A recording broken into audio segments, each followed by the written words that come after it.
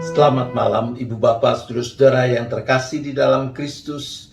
Dimanapun Anda berada, kiranya Anda semua ada di dalam keadaan baik, ditopang, dinaungi oleh tangan kasih Tuhan yang penuh dengan kuat kuasa. Mari kita saksikan video singkat di awal refleksi kita dalam syafaat malam pada malam hari ini. The final 400 meters. Taylor, États-Unis, numéro 278. Good luck. United States. Don't expect I'll see you till after the race.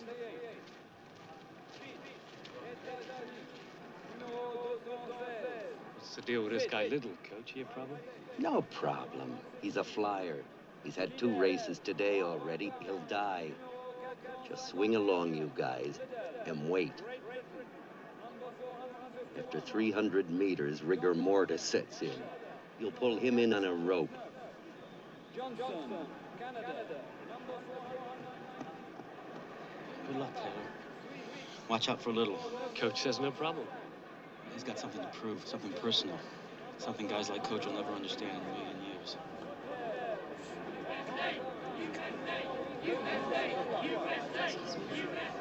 Jenny.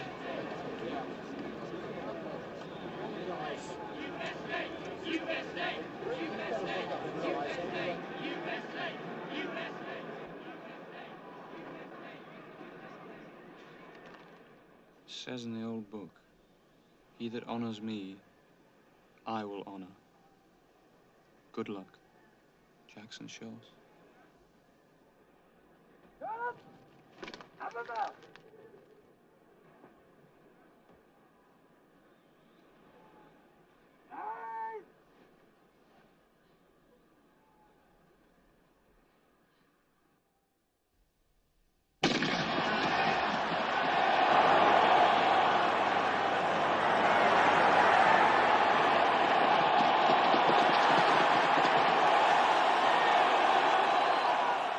So where does the power come from to see the race to its end? From within.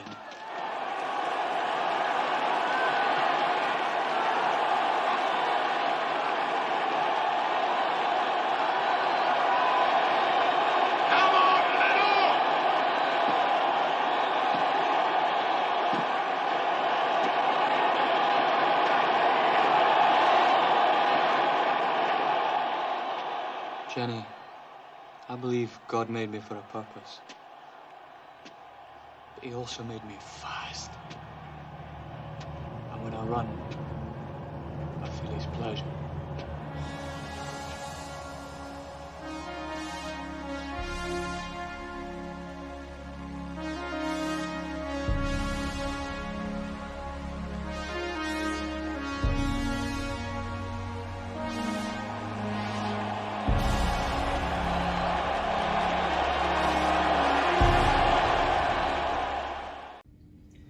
Chariots of Fire.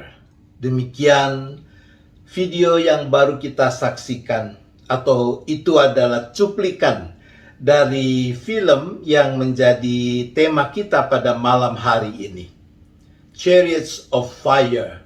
Film ini adalah kisah nyata tentang iman, keberanian dan pengorbanan diri dari seorang atlet Skotlandia yang saleh, Eric Liddell namanya, yang berlomba untuk kemuliaan Tuhan. Tahun 1981, film ini mendapat 7 nominasi Academy Awards dan akhirnya meraih 4 piala Oscar, termasuk piala sebagai film terbaik. Setting atau latar belakang peristiwa yang ditampilkan dalam film ini adalah Olimpiade tahun 1924 di Paris. Eric Liddell, yang nama lengkapnya Eric Henry Liddell, dia dilahirkan tanggal 16 Januari tahun 1902 di Tianjin, Cina Utara. Dia dilahirkan sebagai anak kedua dari pasangan misionaris pendeta James Dunlop Liddell dan istri. Eric sejak berusia 16 tahun sudah menunjukkan bakat alami yang luar biasa di dunia olahraga. Dia ditunjuk sebagai kapten regu kriket. Kriket itu adalah permainan bola yang menggunakan tongkat pemukul. Dan dia juga gemar atletik. Dia pemegang rekor lari 100 yard, sekitar 91,44 meter. Tahun 1920, Eric menjadi mahasiswa di Universitas Edinburgh. Dalam kurun waktu yang singkat, Eric menjadi bintang universitas di bidang atletik. Setelah beberapa saat, namanya segera menjadi pusat perhatian di seluruh tanah Skotlandia dan seluruh kerajaan Britania Raya karena prestasinya yang luar biasa dalam berbagai kejuaraan atletik internasional. Puncak karirnya adalah Olimpiade tahun 1924 di Paris. Eric tentu dia ada di dalam tim The Great Britain atau United Kingdom bersama dengan rekan sekaligus saingannya yang bernama Harold Abramson membela bendera Inggris.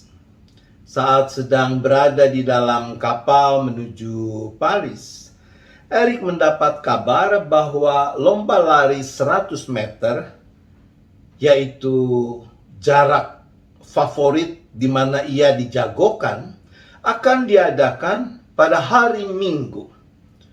Dia langsung memutuskan untuk membatalkan keikutsertaannya pada lomba yang merupakan spesialisasinya itu. Mengapa? Karena dia punya keyakinan bahwa hari Minggu adalah hari Sabat Tuhan. Keyakinan imannya sangat kuat sehingga ia tidak ragu sedikit pun atau menyesali keputusannya itu. Menjelang hari H lomba 100 meter, berbagai bujukan datang dari pihak keluarga kerajaan Inggris, dari Komite Olimpiade Inggris, berupaya membujuk dengan mengatakan bahwa Eric seharusnya mengutamakan membela raja, artinya membela negara, baru kemudian Tuhan. Dicatat ada dialog antara Eric Liddell dengan Edward, Prince of Wales. Edward, Prince of Wales mengatakan kurang lebih begini. Ada saat-saat di mana kita diminta untuk melakukan pengorbanan atas nama kesetiaan atau loyalitas. Dan tanpa pengorbanan, kesetiaan adalah sesuatu yang tidak berharga. Dan menurut hemat saya, ini adalah saat bagimu, Eric, untuk melakukan pengorbanan. Eric Liddell, ia menjawab, Sir, Tuan yang terhormat, Tuhan Allah tahu betapa saya mencintai negara saya. Tapi saya tidak bisa melakukan pengorbanan seperti itu. Eric bersikuku dengan keyakinannya bahwa Sabat adalah milik Tuhan. Akibat keputusannya itu dia dikecam mass media di Inggris, dia dicemooh di jalanan, dan seterusnya karena dianggap tidak patriotis dan tidak nasionalis. Dia dikritik sebagai pengkhianat karena mengutamakan Tuhan ketimbang negara. Perlombaan 100 meter itu pun akhirnya dimenangkan oleh Harold Abramson, kawan yang sekaligus pesaingnya itu. Pada hari Minggu itu, pada hari perlombaan itu, Eric dia memilih untuk melayani berkhotbah di sebuah gereja di Paris. Teks yang diambilnya adalah dari Yesaya 40 ayat 31. Yesaya 40 ayat 31 yang mengatakan, tetapi orang-orang yang menanti-nantikan Tuhan mendapat kekuatan baru. Mereka seumpama Raja Wali yang naik terbang dengan kekuatan sayapnya. Mereka berlari dan tidak menjadi lesu. Mereka berjalan dan tidak menjadi lelah. Beberapa saat kemudian diumumkan bahwa Eric akan mengikuti perlombaan 200 dan 400 meter. Perlombaan yang bukan spesialisasinya. Ya, Eric memutuskan bertanding di 2 nomor yang bukan spesialisasinya itu. Para penonton tidak memfavoritkan dia untuk menang dalam 2 nomor ini. Pada perlombaan lari 200 meter, ia kembali dipertemukan dengan rekan satu timnya, Harold Abramson. Harold bermodalkan kepercayaan diri dengan kemenangan di 100 meter di final sebelumnya, maju dengan keyakinan dia akan menang. Kedua pelari itu, Eric dan Harold, berhadapan dengan 4 sprinter Amerika. Eric dan Harold mengawali startnya dengan buruk, sehingga akhirnya Jackson Scholes, atlet Amerika, yang meraih medali perak pada nomor 100 meter menjadi juara. Eric dia finish di urutan ketiga meraih perunggu. Harold? Dia finish di urutan paling belakang, nomor 6. Kekalahan terburuk bagi Harold dan sebenarnya baru merupakan permulaan awal kemenangan bagi Eric. Perlombaan lari 400 meter tiba pada final lomba 400 meter yang saat itu boleh dikatakan menjadi puncak. Kenapa? Karena orang menanti. Apakah Eric Liddell dia bisa memenangkan lomba ini? Sekalipun ia tidak diunggulkan. Tim yang diunggulkan adalah Amerika Serikat. Sayup-sayup terdengar gemuruh penonton, USA, USA, begitu seterusnya. Sebelum lomba dimulai seperti biasanya, Eric menunjukkan sportivitas dengan menyalami lawan-lawannya. Saat bersiap-siap di belakang balok start, seperti kita bisa lihat dalam video tadi, seorang official Amerika memberikannya selembar kertas. Ketika dibuka ada tulisan yang merupakan kutipan dari kitab 1 Samuel pasal 2 ayat 30. Those who honor me, I will honor. Good luck. Siapa yang menghormati aku, akan kuhormati. Selamat bertanding. Dengan menggenggam kertas ini dan berpegang pada keyakinannya, Eric siap berlari.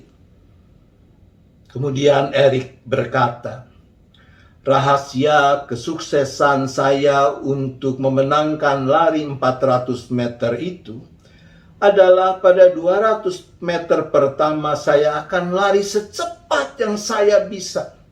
Dan di 200 meter kedua, dengan pertolongan Tuhan, saya akan lari semakin cepat. Dan itu yang terjadi. Pada 200 meter pertama, waktu yang dibukukan oleh Eric adalah 22,2 detik.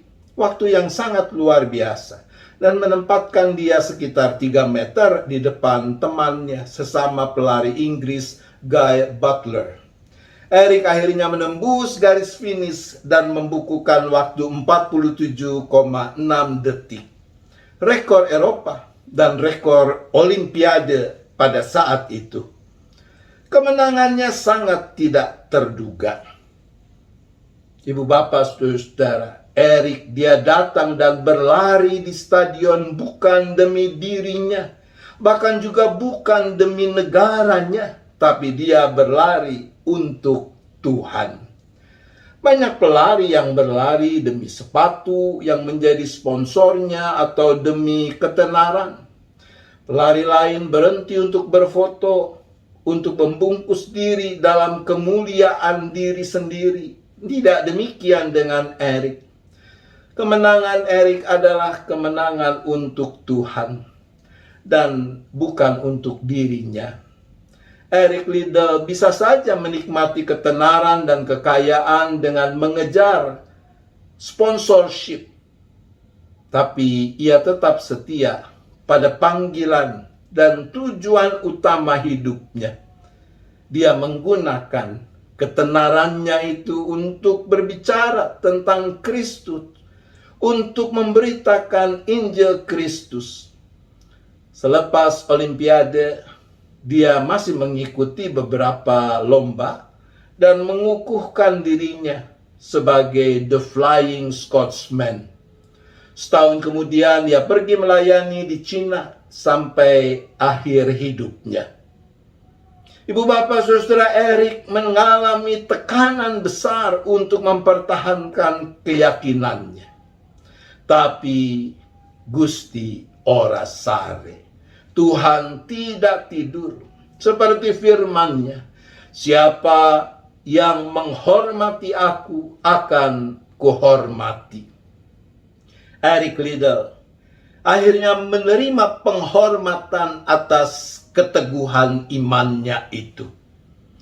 Ketaatan yang juga tercermin dalam tulisan Erik yang menantang semua umat Kristen. Dia menulis begini, tanyakanlah pada dirimu sendiri, kalau engkau mengetahui sesuatu adalah kebenaran, apakah engkau siap untuk mengikutinya walaupun hal itu bertentangan dengan keinginanmu atau berlawanan dengan apa yang engkau percayai sebelumnya? Apakah engkau akan mengikutinya walaupun banyak orang akan menertawakanmu, atau akan menyebabkan kerugian secara materi, atau menyebabkan engkau menderita kesusahan? Ibu bapak saudara, bagaimana jawab saudara dan saya? Tuhan menolong kita. Amin. Mari kita berdoa. Bapa di sorga, kami mohon pengampunan-Mu kalau di sana sini kami suka tidak cukup bersungguh-sungguh mempertanggungjawabkan pengakuan iman kami. Tuhan, kasihanilah kami. Ya Bapa, berilah kami kekuatan, berilah kami kemauan untuk berani secara konsisten dan konsekuen mempertanggungjawabkan iman di dalam semua aspek kehidupan ini. Tuhan, kuatkanlah kami.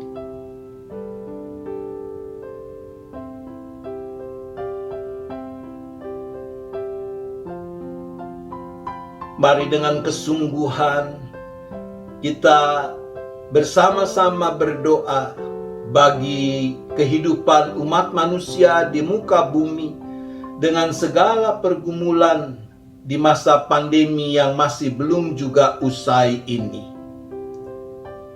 Mari kita berdoa.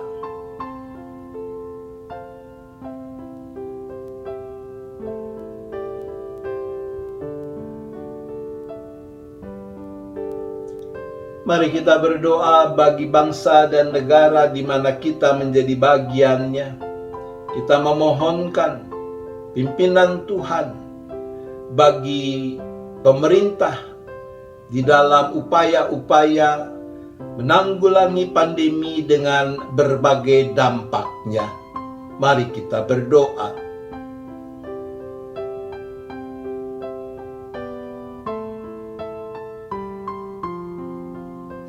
Mari kita berdoa bagi gereja, termasuk jemaat GKI Gading Indah, yang Tuhan panggil untuk tetap hadir sebagai garam, sebagai terang di tengah-tengah dunia dengan berbagai pergumulan yang sedang dihadapi ini.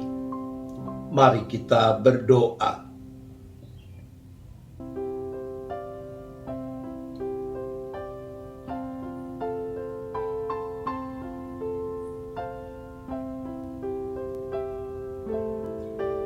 Mari kita berdoa untuk berbagai lembaga, termasuk lembaga pendidikan, yang di sana sini sudah memulai lagi proses belajar mengajar secara tatap muka.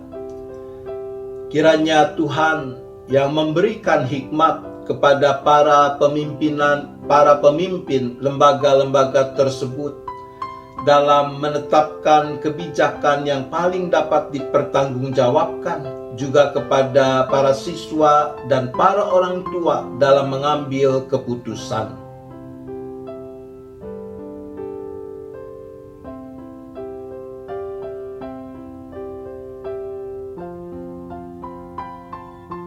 Mari kita berdoa untuk setiap kita yang sedang mengalami pergumulan, berbagai pergumulan, entah itu sakit penyakit, masalah rumah tangga, masalah perekonomian, dan sebagainya. Mari kita berdoa.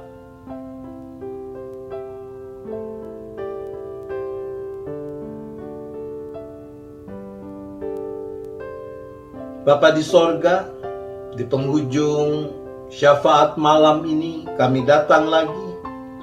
Kami menyerahkan seluruh keberadaan kami, seisi keluarga masing-masing, dalam istirahat sepanjang malam ini. Kiranya tangan kasih Tuhan yang penuh kuat kuasa, yang tetap melindungi kami, menjauhkan kami dari mara bahaya malapetaka, sehingga kami boleh beristirahat dengan baik, dengan cukup, dan besok menyambut hari baru dengan penuh syukur, dengan penuh sukacita, untuk dapat terus memuliakan nama Tuhan. Terima kasih ya Bapa, kami bersyafaat hanya di dalam nama Tuhan Yesus Kristus. Amin. Selamat malam Ibu Bapak Saudara-saudara yang terkasih. Selamat istirahat, Tuhan tetap beserta kita.